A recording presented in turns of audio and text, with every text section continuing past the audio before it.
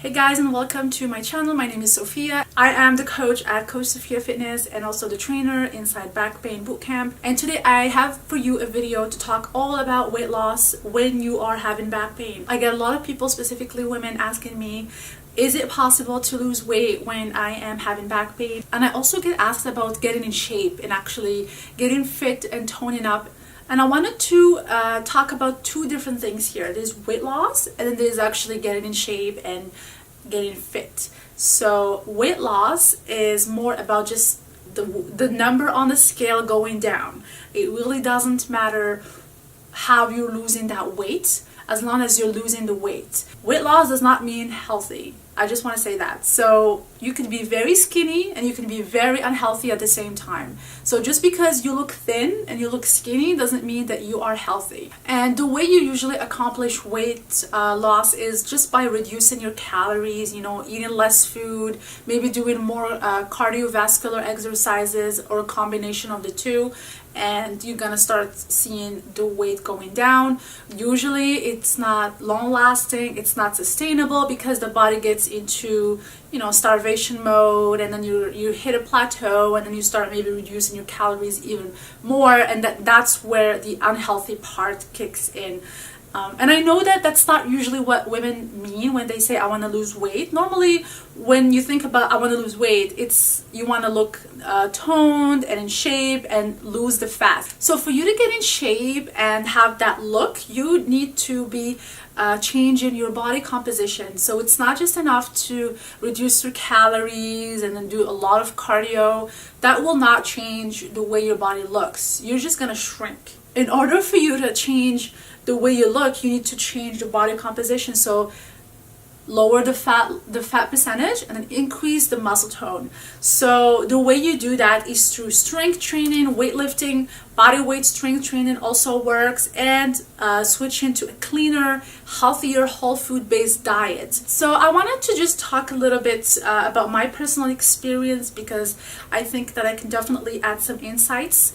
As a coach myself, I have always been into health and fitness. I've always loved training. And when I went through 7 years of back pain, I found it really, really hard to train like I used to. But I never quit. I was always going to the gym and always doing exercises.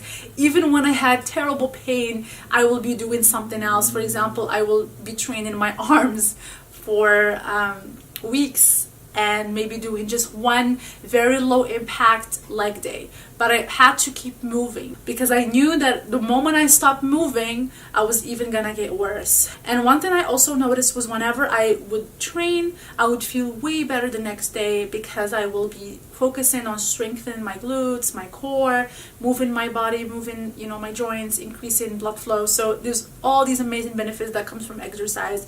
So even though I couldn't do everything, and I felt really terrible feeling that I was going backwards, I lost a lot of strength.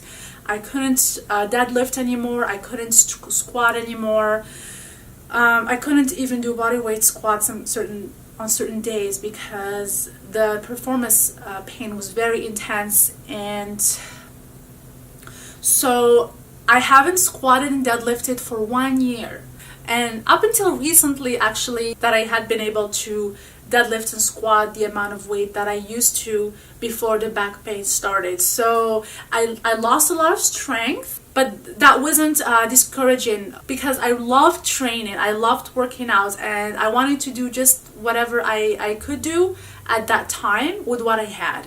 So I had to get creative. I had to come up with new programs that still challenged my body and still stayed in shape and did not lose my muscle tone, and also did not gain weight in the process as well, because my training shifted really dramatically. I went from lifting very heavy weights until doing almost no weights, body weight exercises. There was a huge change, and sometimes people, they would experience some weight gain in that process. So a lot of work that I had to do, but it really allowed me to just not lose everything. I didn't want to just go back to square one. So I wanted to share with you all of these things in this video to help you as well. So the first thing that I have focused on was nutrition, because I knew that nutrition, it played it plays a huge role.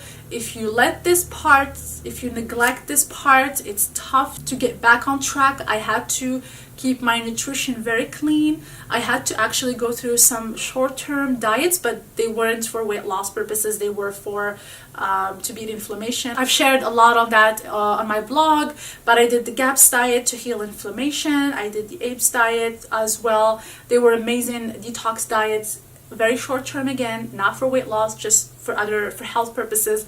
But even after that, I kept my diet very clean. I don't count calories or really obsess about those things. I practice intuitive eating, which means I eat mindfully and I will stop when I don't feel hungry. Practice intuitive eating, focus on whole foods, and focus on fueling your body. So every time I had a meal, I would put things there that I know will benefit me in some way. So I put a lot of fermented veggies. I will focus on green foods.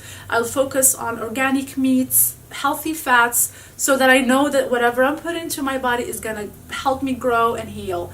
That's where my focus was. When it comes to training, again, as I said, I completely changed things around. So I focus on low impact exercises. I stopped doing anything that had anything to do with jumping, running, jogging, all of that stuff.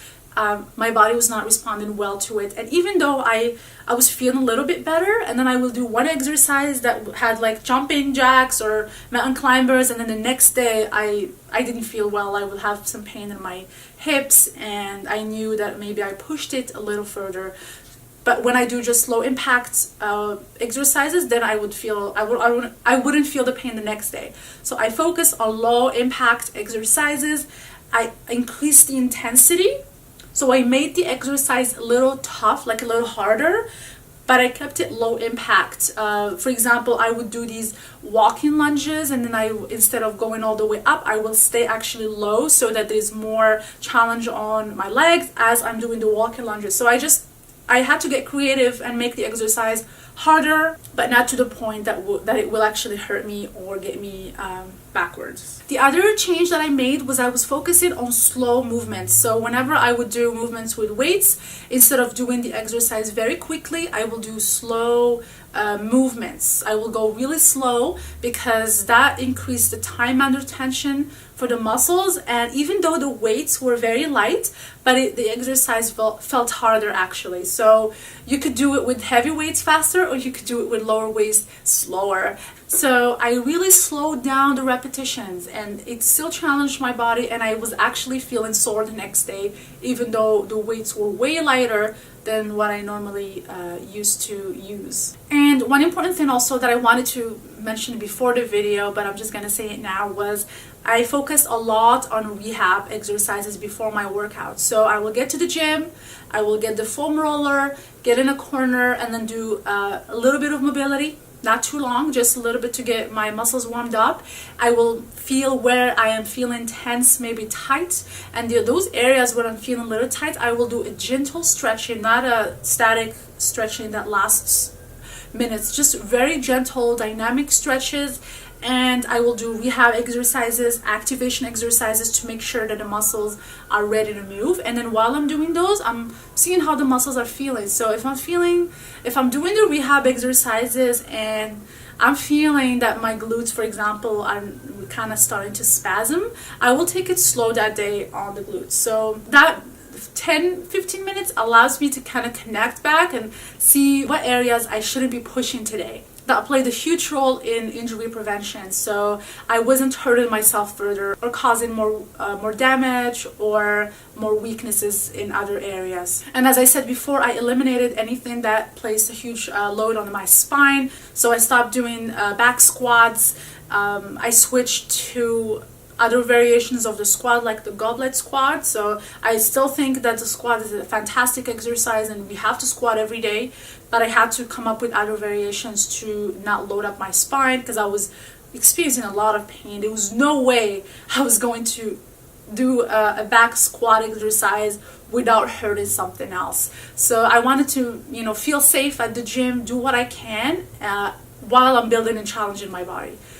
The other thing was I was using a bench while squatting, so I would squat down, sit on the bench, and then get back up, because that was easier for my low back as well.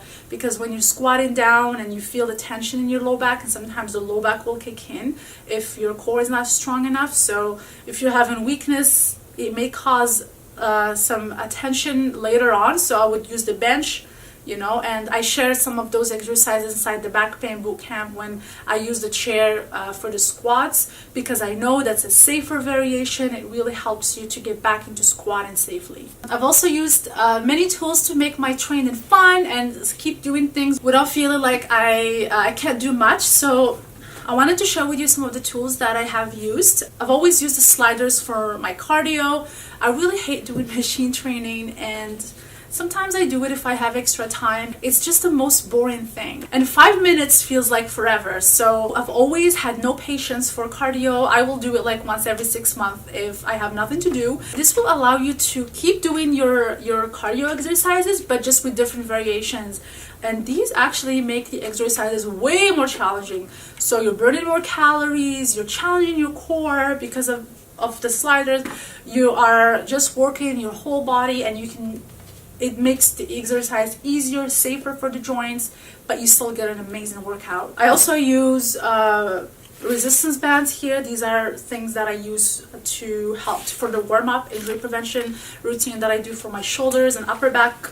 I also use the loop bands, so this will go around your thighs or your legs.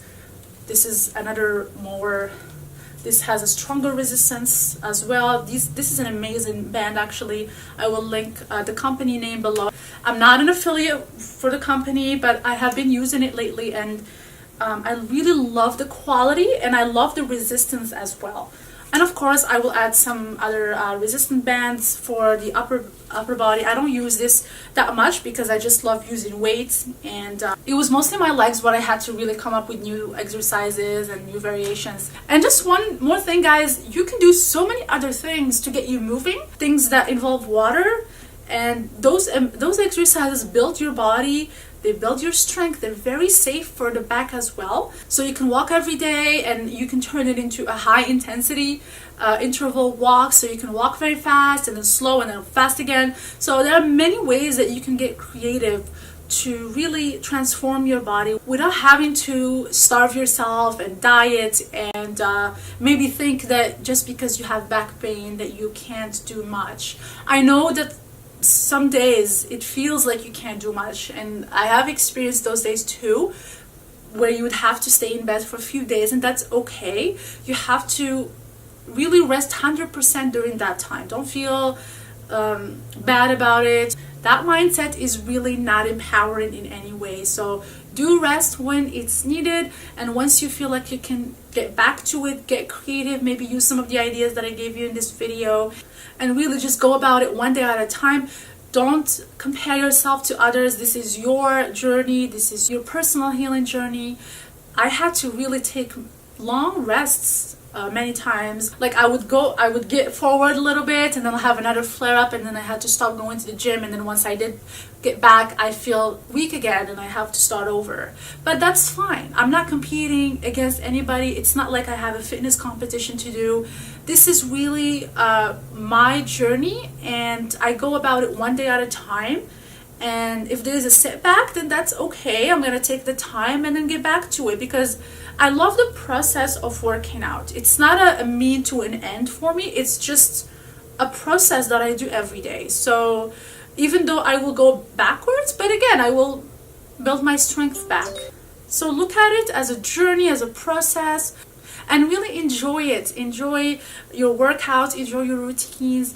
Anything that moves your body, you want to enjoy that and feel grateful for the fact that you are able to do it, even if it's just a small thing. So I hope this video gave you some ideas about how to get started, and if you have any questions, please leave them below. Thank you so much again for watching, and I will see you guys next time.